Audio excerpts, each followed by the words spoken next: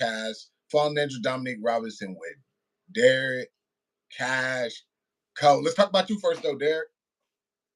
Let's talk about you. What's your 2025 plans for MMA? What's up?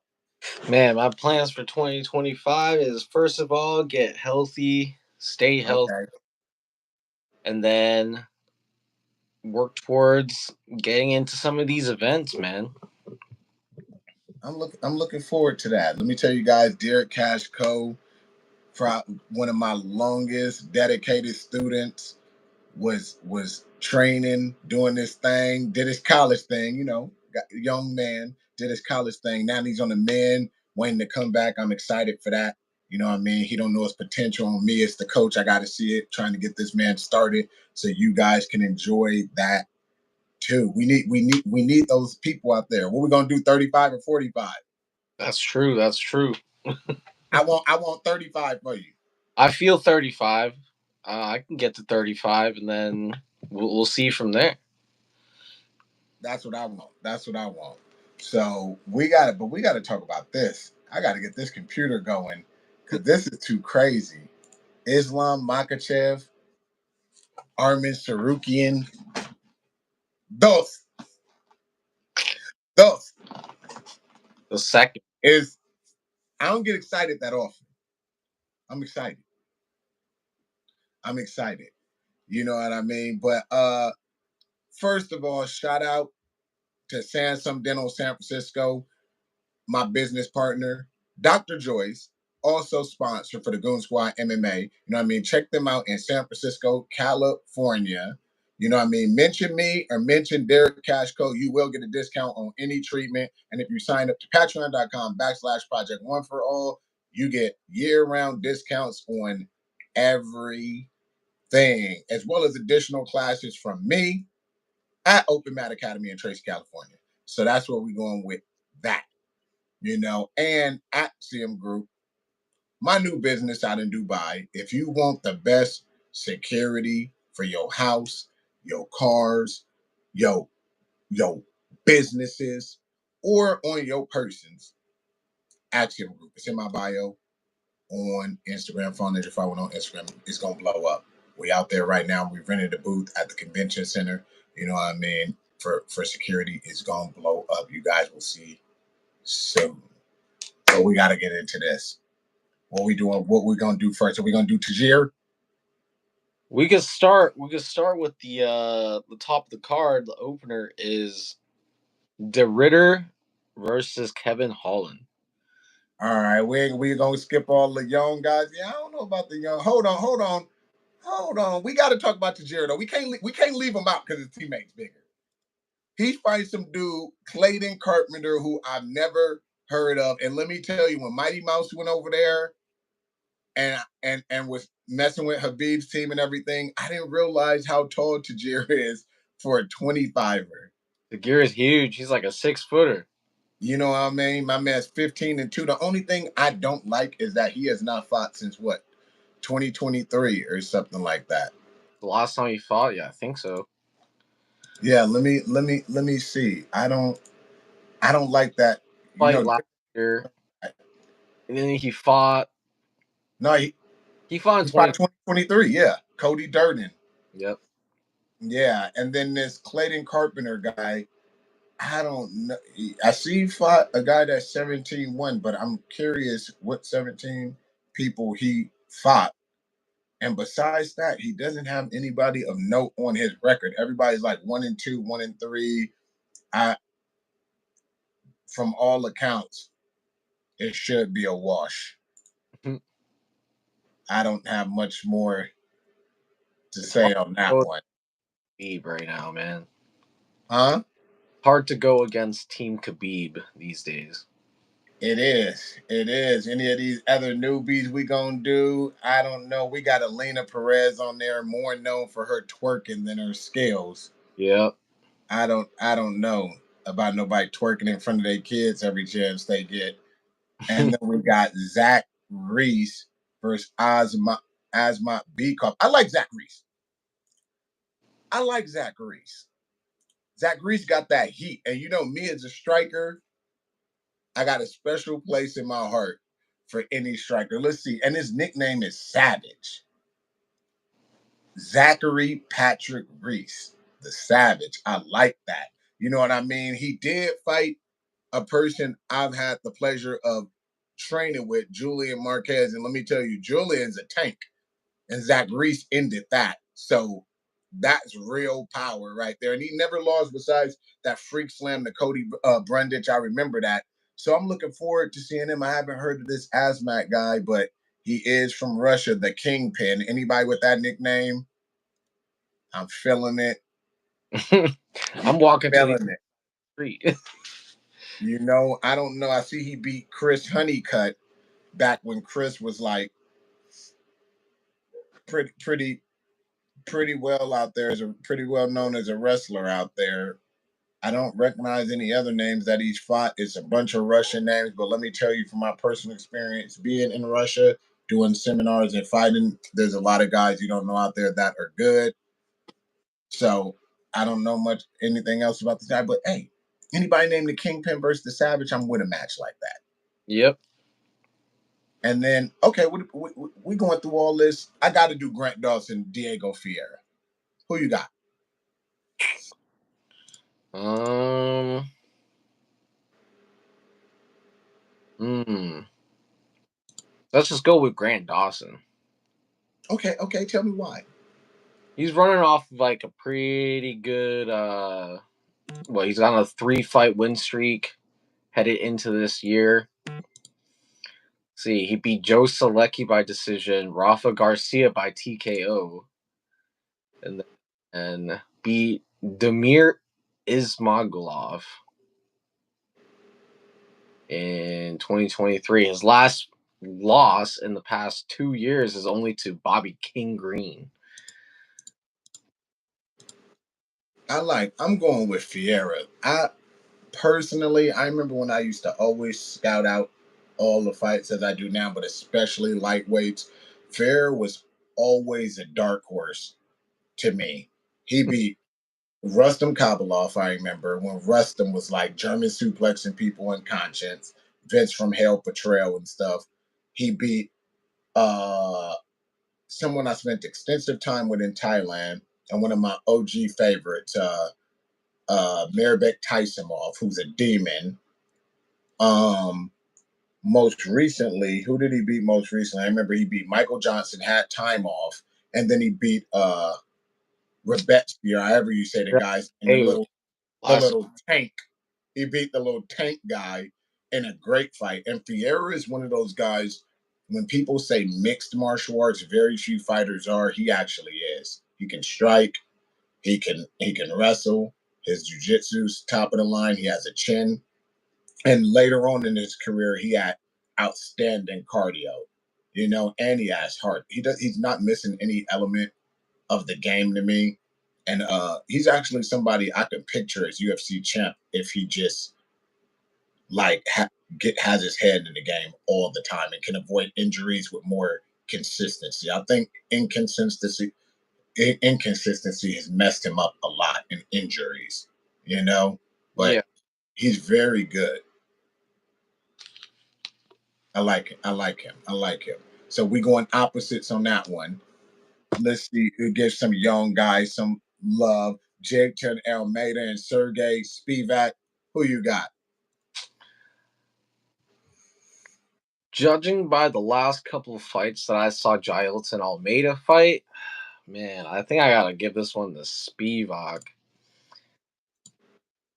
Jailton came in to the UFC undefeated as like a pretty well-rounded prospect. He had striking.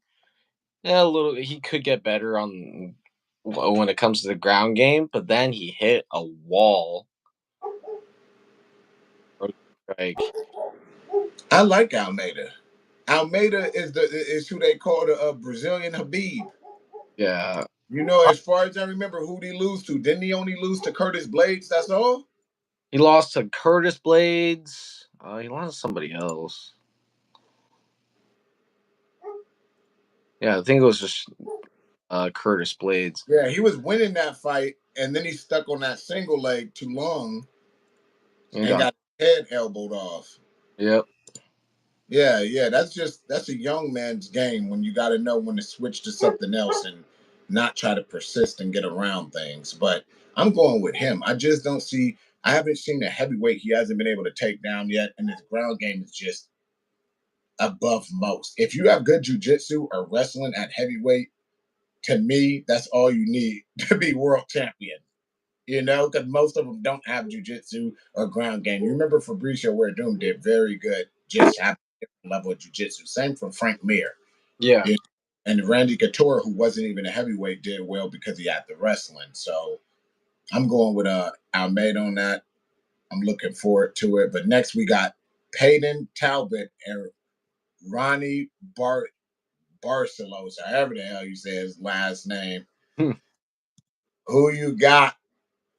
Man, I don't know either of these guys, but I'm just You don't know these guys? know either of these guys, but I've been watching Embedded. I mean, Peyton Talbot's pretty cool. He skates. He hung out with the guy Tony Hawk. Seems like a pretty cool guy. I'm gonna run with him. He's pretty eccentric. I like him. I actually spoke to him online and his coach. He's up there in Reno, Oh, which nice. is odd because a long time ago I thought about moving to Reno and trying to start a gym because I was like, man, it's an untapped area. But he's up there in Reno, a small team, great coach. His coach was real nice, real respectful. And I told him he's doing a great job and stuff. Same with Peyton. But I remember his first fight. Uh, he fought, who was it? Cameron Saman or whatever, the African kid that was very hyped, and he just obliterated him. It looked like playing Mortal Kombat if you had like got a flawless victory. And I was like, whoa, this kid is for real. And he just seems to like he knows. People think you have to have a perfect game to MMA, but you really don't. You just have to know what you're working with and how to make the person run to your tune. And he did just that. And then he fought some guy that just expected him to kill. I remember, and he killed him. But Ronnie is very good. He's only lost to like very good people as well. Been in the game a long time, and I think one of his only weaknesses, because I've been watching him a long time, is his cardio. You know what I mean? Like he can strike, he can grapple and everything. But once he gets tired, it starts to go downhill for him. Peyton's never been tested like that. So we don't know where his cardio is at, but I am looking forward to that fight. The main fans might not know about it, but um I gotta pick a winner. I think I think Peyton might get it. His striking is just it's too well polished and Mm-hmm. his sense of range. So I'm gonna go with that. Next, we got Holland and Reiner de Ritter from One FC. Warning everybody: do not go there. As someone who has worked for one before and been around people part of it, I was just waiting for somebody to come out and say that. But who do you have in this one? I mean, this fight's all about the styles, man. Kevin Holland is tall, long, rangy, real unpredictable. He's got some serious knockout power, but I think Ritter is a grappling phenom, man. Like if we're going off of the fights that we seen during his one FC run all the way up to the title, man, if this fight hits the mats, it's gonna be a nightmare for Holland. Yeah, I agree with that. I'm looking at their last fights right now. He beat Gerald Misha. I remember he was exhausted in that fight. That fight was just like a grappling match. Yeah. Yeah, yeah, which took him a while to get that one done, but Mishirt's not a slouch on the ground. And then he beat some Russian. He lost twice to Antoli, who's not too bad himself. And it's Holland Malikin, man. I saw that fight too just recently, man. That was a Yeah, those were I remember the Vitaly Big Dash fight, that inverted triangle. That was good. But if you look at it, even his grappling matches, he got a draw with Andre Galvao Hmm. and lost a decision at Ty Rotolo. So he's just levels above in regular grappling than Holland. But my thing is he he's not like the best wrestler. So that's, you know what I mean? Like jujitsu without wrestling is kind of useless. But then at the same time, Kevin Holland isn't the best wrestler. So yeah, Holland struggled with, like, with grapplers before. Unless he can keep this fight standing, it's going to be a real tough night for him. yeah, it's man, I know how it is as a striker, how often you, even when you plan to move around and don't let them grab you, how easy it is to get grabbed. So I know he's going to get a hold of Holland. And it's how many times can he get a hold of him, whether his wrestling is good or not, before something happens that makes Holland Yep. fall down. You know what I mean? My heart is with Holland. My mind is with Reiner. So I'm going with Reiner on that one. Yep. Um, what we got next, D? Benil, Dairush, and Renato Moicano. What a fight to make. What a fight to make. Um, yeah, I don't know how many times we've said it on this podcast before, but Benny is one of the most underrated fighters in the game. Yeah. Killer on the ground. Uh-huh. His striking's improved leaps and bounds since he first came into the scene. He's got that calm veteran composure. But then again, we also have Moicano, who's slick, especially with those subs, as we saw with that other fight, his last fight. Mm-hmm. But Neil is just so well rounded that I feel like he's always just going to be one step ahead. I think it's going to be real competitive, but Dariush has more experience and he's got the tools to really dictate where the fight goes. I Yeah. think Beneil wins by decision, but maybe even like a late finish if Moicano can't keep up because we've seen Moicano like fade in the later Yeah. round. Yeah. This one was interesting to me because when I look at it, the striking, I would put the diversity of striking to Dairush, the power to Moicano, jujitsu. They're both good, but I think Benny's just ahead. Hmm. And cardio, Benny's ahead. Wrestling, the dude stopped. He just shut down Gamrot, who out wrestled Sarukian. Yep. So that tells you something. I didn't even I didn't know Benny's wrestling defense and everything was to that level. You got to really think about that. He shut down the guy who shut down the guy who's about to fight Islam. Like when you look at it that way, it's crazy. But why I don't just run with Benny, he's always had a weakness to me since earlier in his career, and it's his chin. Yeah. I, like some people just have it and some people don't. That's always been his weakness to me. And unlike Moicano, who can get hurt and recover from it, when Benny gets hurt, he usually gets finished. So That's what we saw in that last fight. man. And then Moicano's been more active than Benny too, huh? Yeah. Man, The that's few times he fought, he got knocked out. yeah. That's a tough fight. Let me see the last time Benny has fought. And Moicano ain't been fighting no slouches lately either. He Benoit Saint Denis knocked him out. Knocked out Jalen Turner, which uh, honestly he probably should have lost that fight. But I really wanted to see it quit. Benny fight. When it got canceled, I really wanted to see that. Yeah. You know? Um Dude, I don't know. And Benny was knocked out in his last two fights and hasn't fought See, since but December he 2020. fought one. Fought Dariush, and then he fought Oliveira before that. Yeah, and knocked out in both. I'm gonna go with Moicano. I like the streak that he's on. I like his consistency in fights. And I just don't like the time, the two losses that Benny's coming off of and the time he's been out. Hmm. I just don't feel I actually is messed up because I feel he's the better fighter, but the fact he got knocked out twice, had time off, and his chin has always been his weakness to me, anyways.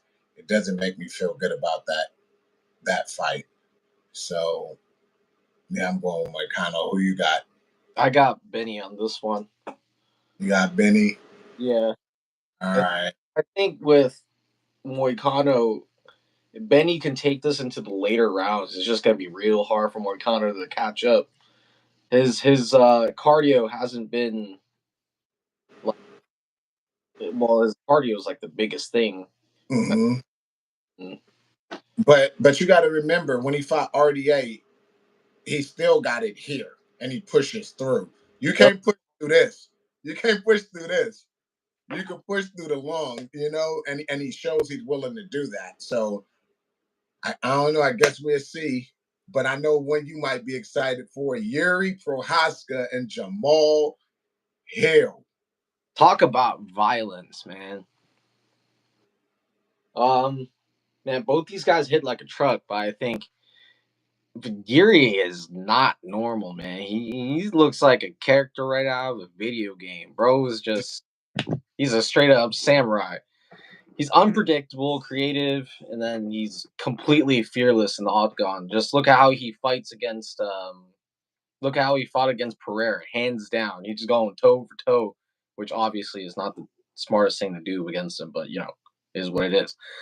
Jamal Hill's pretty technical. He's got that knockout power, but I think Yuri thrives in that chaos where they're just going to be throwing hands back and forth, which I'm pretty sure this fight's going to be just like that. He's going to lure people into these wild ass exchanges, and then he's going to find those angles like he did in that. Who did he fight? The Rashid fight.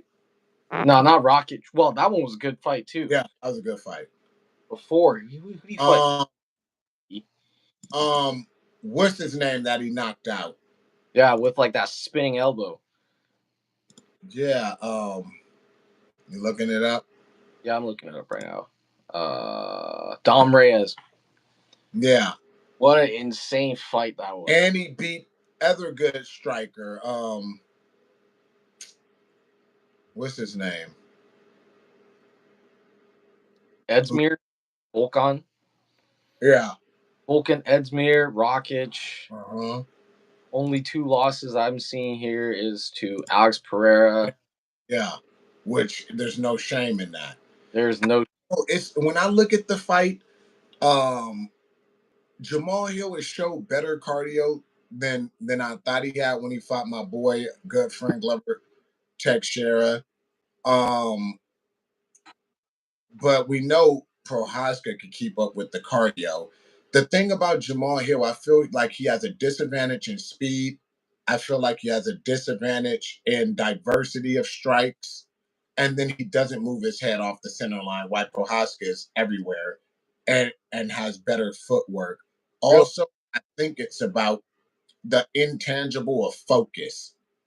And Jamal Hill went from somebody, you know me, it ain't too many black fighters in the sport. I'm always rooting for a black fighter. You feel me? I'm like, go, go, go.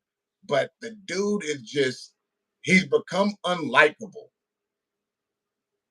Like even I don't like him anymore. I can't even root for him anymore. Is he's become so unfocused on the sport itself. And every time you see something, he's hating on some other fighter in his weight class. He's trying to pretend he's starting fights with Pierre, where dog, I'm from the hood. If you're gonna start somebody, you would have been fighting right there. You're not gonna go up to somebody like that and not fight if you had real intentions to fight. It was like a front, challenging fans for 20K and all this. Why you got Yuri for as weird as he comes off, the guy is always hyper focused on the task at hand. So when you got two guys highly contested in skill, and one is unfocused and one is focused. I'm going with the focused one. You Yep. know, so I'm going with Yuri in this. Yuri's a monster, man. Yeah, and fought more strikers, I believe, like notable strikers in that division than Jamal Hill has. Yep. So I'm going with that. Okay, you start this one off though. Marab and Umar Man, this one's Nurmagomedov. this is a razor close matchup. I mean, Rock chaos in the cage, dude. He's shooting takedowns. He's scrambling left and right. He's throwing these like non-orthodox punches left and right.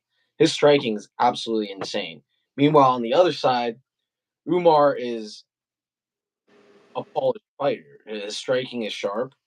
His grappling is precise, as we saw in that fight with Corey Sandhagen. And he's like Nurmagomedov. He's one of Khabib's, like Khabib blood. Got that Khabib blood. So he's always going to have that edge in the grappling from that. But what makes Marab the more dangerous fighter is that insane freaking cardio, man. You can't outpace him. It's a 5 round fight, but I think Marab's gonna outlast Umar. It's gonna be a war, but Marab's pressure probably edges out in the later rounds. You know what's crazy? I thought that we were gonna go opposite ways on this. I actually have Marab, Yeah, but and like if I look at this right now, and I'm looking at the records, right? If you look at strength of schedule for the entire career, and I'm going up their things, uh Umar fought a guy, Shakuyov Karamanov, right? A lot of people don't know him. I do. That guy is very, very, very good at this point of his career. He only lost to uh Saeed Nurmagomedov in the UFC. That's his only loss, and he was winning that whole thing until he messed up one time and got choked. And I don't know why the UFC got rid of him. Foolish with the low caliber guys I see signed to get rid of somebody like that. Like after one loss, but he beat him young in their careers. And then when you get to the UFC, though, right? And I look at who he fought, there's really nobody that, and this is just in all honesty, because I do believe the guy is talented. I do believe he's a future champ, and I do believe in his skills and everything, his focus, his team. But when I really look at it, he fought Brian Keller, who is basically a journeyman as far as I'm concerned. Um, Nate Manis, who just stylistically he was a good matchup for. He fought Rayoni, who I like, but is a journeyman. And he fought the Beckzot kid, who's pretty good and almost got knocked out by him. And then he fought Sandhagen, who that's the only that's the biggest jump for him. that's the only what top 15 person in this, not even top 10 or top 5. That's the only like in the top, he's never fought anybody else even in the top 15. Yep. You think about it. And when you So look on the other side, Rob yeah. fought Sean O'Malley, Henry Cejudo, Uh-huh. Jose Aldo, Marlon Moraes. Peter Yan. Absolutely insane. Hey, go a Fight. little further back, you will even see John Dotson there, who, if you remember, John Dotson used to be the arch enemy of Demetrius Johnson. Like, John Dotson was that dude, at a certain point in MMA. John Dotson was very good. He beat John Dotson as well. So it's Brad Katona. He beat he had that fight with Ricky Simon. He lost that one, but he fought Rafael Starks, who a lot of people don't know him from Bellator, but he's very good, very good. If you look at the MMA career overall, even pre-UFC, Marab has always fought the higher level of opposition. Yep. And I remember when I was thinking about this fight, I was like, I think that uh Umar edges him in the striking, right? But I was like, in MMA gloves, anybody can get hit. Always that isn't as big of an advantage as you would think all the time with how easy it is to like zag when you should have zigged, you know? And but Marab has the better quality opposition, the higher strength of schedule and how often they fight. And I was like, he definitely is going to edge him in cardio and freestyle wrestling. And then I was watching it embedded. And if you listen, Habib was talking about how, or the countdown, Habib himself said that when he looks at the match, that Marab edges Umar in freestyle wrestling and cardio, which made me have that much more respect for Habib as a coach because these other American coaches, they don't be honest with their fighters. And I feel it's the worst thing you could do. You can't be like, yeah, you beat the person in all areas because then you can't figure out how to overcome that. And he was honest where Marab had the advantages, which means they've been working on turning those disadvantages to advantages. Mm. So now it's just a matter of if he can. And I don't feel like in as short of a time as this fight got made that he's going to be able to. So I think that he's going to win a decision as well. That's what I got. So we're on the same page. I Yep. want to make some money off of that. I got to make some money off of that. Now because we keeping this a little bit over our time at 30 minutes. Islam Makhachev, Armin Sarukian 2. Who you got? Like we said earlier, it's hard to go up against any of Khabib's guys, but we just chose the opposite for the last fight. But this one, there's no disputing it. There's really no disputing it. Islam is the monster of this division. Like his grappling pedigree, second to none. We're talking about peak, like Khabib Dagestani style wrestling. Peak. Doesn't just take you down. He basically drowns them. They get suffocated. They stay on the ground. They do not get up. Even if Sarukian is like, I'll I'll admit it. Like Sarukian's also no joke. He's improved way more since the last fight in 2015. He's dynamic and explosive. He's got that edge of like confidence, like that complete air of confidence to him. But the main problem that Sarukian's gonna run into is that freaking Islam pressure, man. That pressure game breaks people down. I feel like Armand has the tools, but it's Islam's pace, control, and fight IQ just makes it like impossible to really execute any kind of perfect game plan, uh, any fight against him. Like I see Islam possibly late round submission.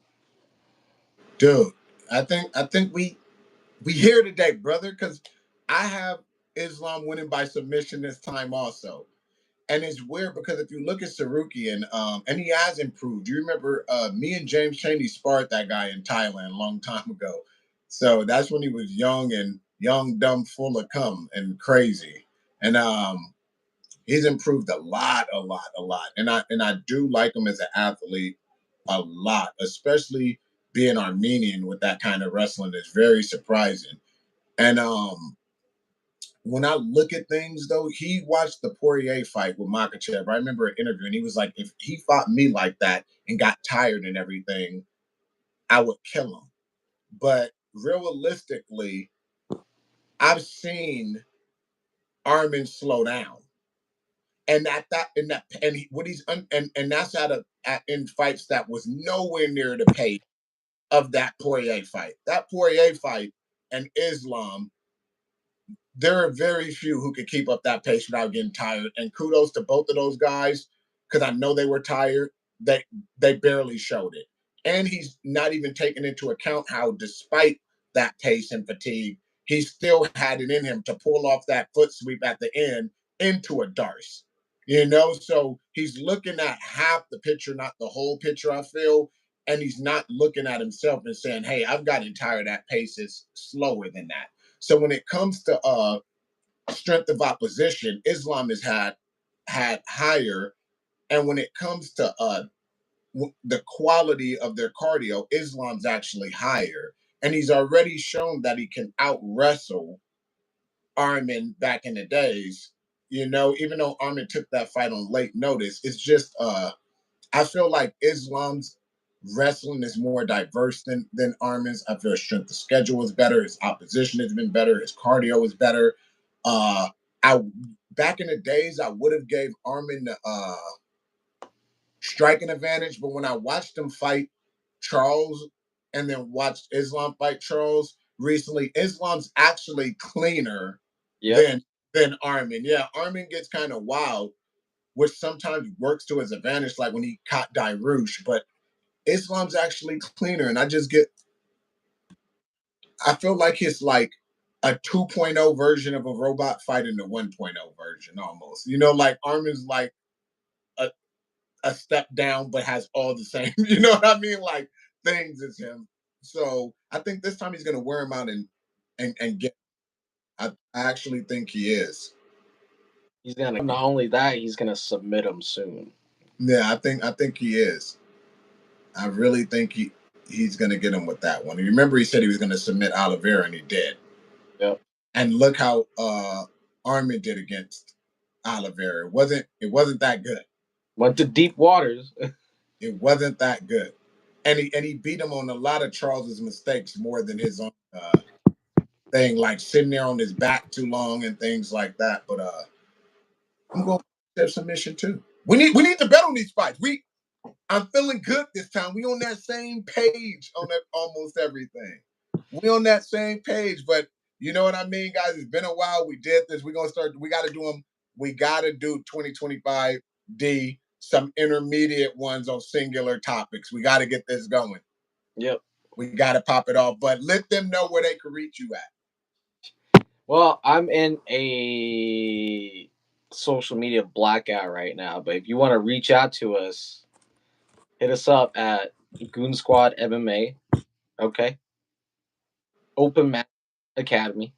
Yep, yep, yep. Why you in the social media blackout? Man, Because too bullshit these days. it is. I just pay attention to the news that's close to home. You know what I mean? Any my Islamic news and MMA stuff. That's it. You know what I Just mean? But like he said, Goon Squad MMA on Instagram, Sansom Dental on Instagram, Axiom Group on Instagram, Fall Ninja 510 on Instagram, Open Mat Academy on Instagram. If you are in Central Valley 209, come. We the best team out there. You know what I mean? We gotta get Goon Squad going this year. You know what I mean? 2024. I didn't like it. We gotta get it back. We was killing before that. But you know what I mean? Everybody subscribe, like, all that. And we are out.